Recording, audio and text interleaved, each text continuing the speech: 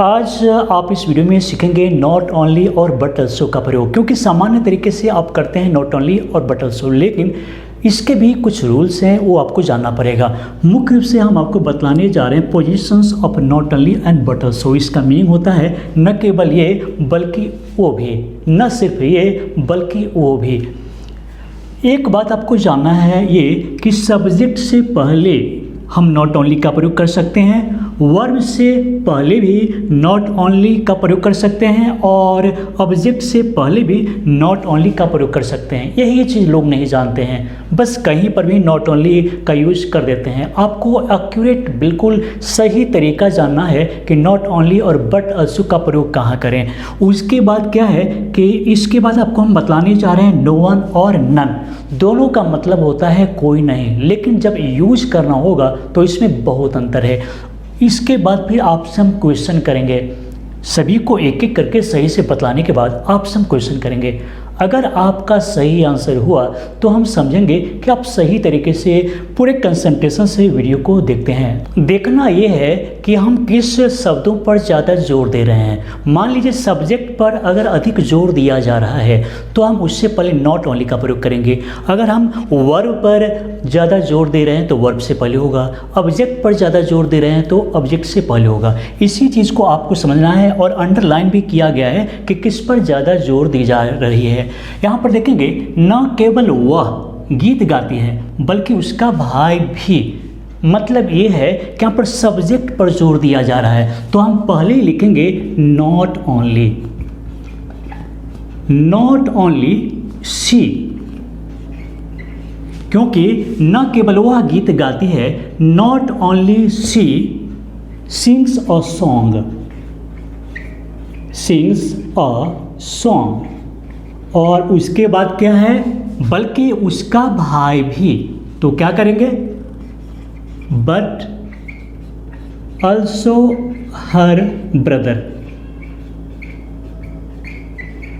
बस मतलब सिर्फ ये पकड़ना है कि जोर किस पर दिया जा रहा है। तो अब नेक्स्ट है वह न केवल गाती है बल्कि नृत्य भी करती है।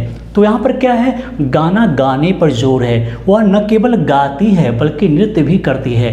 तो अब कहाँ यहाँ पर देखेंगे वर्ब यानी गाना गाने पर ज़्यादा जोर दिया जा रहा है तो हम लिखेंगे शी नॉट ओनली सिंग्स, मतलब वर्ब से जस्ट पहले नॉट ओनली का मैंने प्रयोग कर दिया।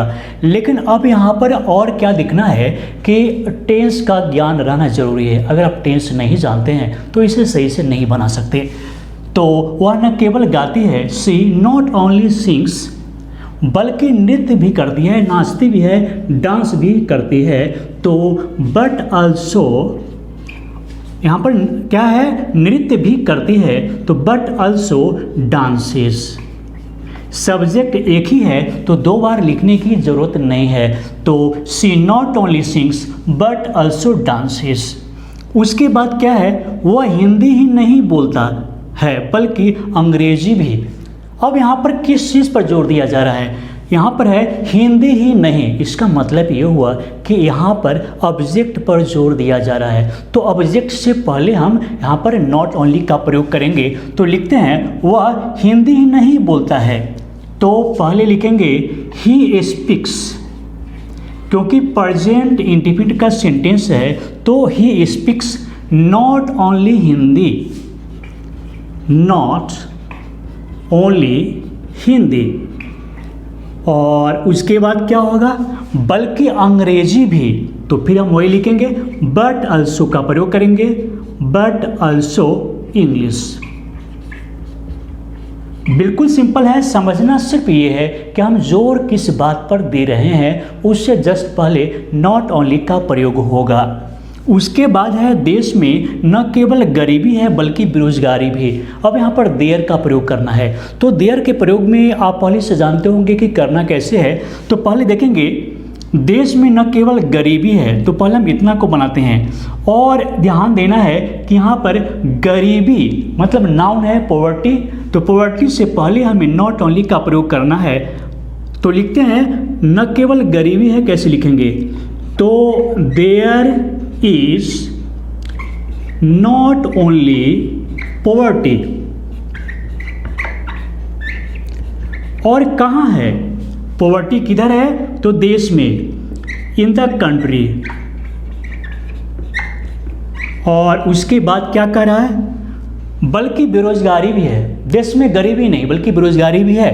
तो in the country but also, और क्या है, बेरोजगारी भी है, तो हम लिखेंगे अनएम्प्लॉयमेंट। बस उसके बाद देखते हैं, लोग न सिर्फ शांति चाहते हैं बल्कि सद्भावना भी। लोग न केवल शांति चाहते हैं बल्कि सद्भावना भी। तो शांति से पहले यहाँ पर जोर दिया गया है, तो नॉट ओनली हम शांति से पहले करेंगे, लेकिन कैसे, तो हम लिखते हैं people want not only peace, not only peace, और उसके बाद क्या है, बल्कि सद्भावना भी। तो लिखेंगे बट अल्सो हार्मनी। बस इतना हो गया। और नेक्स्ट है, वे लोग सिर्फ चाय ही पसंद नहीं करते बल्कि कॉफ़ी भी। मतलब कुछ लोग हैं जो सिर्फ चाय ही पसंद नहीं करते, उनको कॉफ़ी भी बहुत अच्छा लगता है। तो हम क्या करेंगे, वे लोग सिर्फ चाय ही नहीं बल्कि कॉफ़ी भी पसंद करते हैं। तो हम लाइक का प्रयोग करेंगे यहाँ पर, कैसे, तो वे लोग they like not only tea, they like not only tea, वे लोग सिर्फ चाय ही पसंद नहीं करते बल्कि कॉफ़ी भी पसंद करते हैं। तो हम क्या लिखेंगे, बट अल्सो कॉफ़ी। बस क्योंकि सब्जेक्ट एक है और इसके लिए हम यहाँ पर 2 बार सब्जेक्ट लिखने की कोई ज़रूरत नहीं है। तो यहाँ पर देखना है कि नन, नो वन और नन में क्या अंतर है और इसका यूज कैसे कर सकते हैं। तो यहाँ पर देखेंगे कि नो वन तो सब्जेक्ट के रूप में आता ही है, लेकिन जब नन का यूज करेंगे तो नन अकेले नहीं आता है, इसके साथ ऑफ भी आएगा। हम इस तरह से ऑफ का भी प्रयोग करेंगे, लेकिन इसमें और भी कुछ सीखना है। सेंटेंस के जरिए देख लीजिए, no one came to help me, no one came to help me, कोई भी मुझे मदद करने के लिए नहीं आया। No one has come to see you, और किसी ने तुमसे मिलने के लिए, तुम्हें देखने के लिए, सी का मतलब मिलना भी होता है, तो तुमसे मिलने के लिए कोई भी नहीं आया है। तो हम सब्जेक्ट के रूप में ऐसे यूज कर रहे हैं। और यहाँ पर देखेंगे कि हेल्पिंग वर्ब हैज़ का प्रयोग किया गया है, इसमें कुछ अंतर है वो जानना है। No one will be able to help you, और तुम्हें कोई भी मदद नहीं कर पाएगा। No one will be able to help you, तुम्हें कोई भी मदद नहीं कर पाएगा। लेकिन अब देखते हैं यहाँ पर नन ऑफ कैसे यूज करते हैं हम। नन ऑफ माई फ्रेंड्स मतलब मेरे दोस्तों में से कोई नहीं। हैज़ कम टू सी मी, मुझसे मिलने आया, मतलब मेरे दोस्तों में से बहुत सारा दोस्त है और उन दोस्तों में से कोई भी मुझसे मिलने नहीं आया। लेकिन यहाँ पर एक चीज़ है जो आपको जानना पड़ेगा, ज़रूरी है। जब भी हम नन का प्रयोग करेंगे तो इसके बाद तो ऑफ के बाद तो प्लूरल नाउन आएगा ही, जानना है। लेकिन जब वर्ब की बात आए, चाहे वो हेल्पिंग हो चाहे मेन वर्ब हो, तो उसमें हम सिंगुलर या प्लूरल दोनों कर सकते हैं, दोनों में से कोई कर सकते हैं, लेकिन सिंगुलर बेहतर माना जाता है। तो हम यहाँ चाहें तो हैव का भी प्रयोग कर सकते हैं, ये आपको सीखना है। नन ऑफ माई शर्ट्स, अब अपने शर्ट्स के बारे में बोल रहे हैं कि नन ऑफ माई शर्ट्स का मतलब है कि जितने भी मेरे पास शर्ट्स हैं पहनने के लिए, कमीज हैं पहनने के लिए, उनमें से कोई भी क्लीन नहीं है, साफ नहीं है। तो यहाँ पर भी हम चाहें तो आर का प्रयोग कर सकते हैं। एक्सेप्शन है, अपवाद है कि नन के साथ सिंगुलर और प्लूरल दोनों वर्ब का यूज होता है, लेकिन सिंगुलर अच्छा माना जाएगा। None of you can do this work का मतलब आप में से कोई भी नहीं इस काम को कर सकता है। क्या है, आप में से कोई भी नहीं इस काम को कर सकता है। तो मॉडल का यूज हो, टेंस हो या पैसिव क्यों ना हो, हम कुछ भी ऐसा बना सकते हैं, यूज कर सकते हैं। लेकिन याद रखना है कि नन के बाद में ऑफ का प्रयोग होगा।